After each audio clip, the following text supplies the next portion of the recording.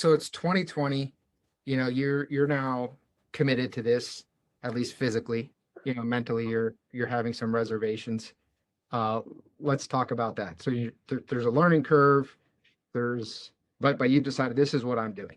My Yeah, ticket, my like ticket out of this thing was not my ticket out of this thing.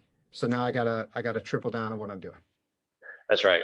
Yeah, and I would say by that point mentally I was in there. Like, hey, let's go do it. I didn't necessarily have the tools that I have now, or that I got even the next couple years after that. But I wasn't really connected to the PCA at the time. I knew of it being from St. Louis area, for years. Like, I mean, I was aware of its existence, but didn't have a lot of the spreadsheets or whatever fun stuff that we track every cent on now. But yeah, so I was pulling people that I got connected to in and teaching them how to paint and slowly growing a team. And so by the end of 2020, I think we had, three other people on the team with me. At the time, I was still, we talked on the last, I talked offline a little bit about learning to say no.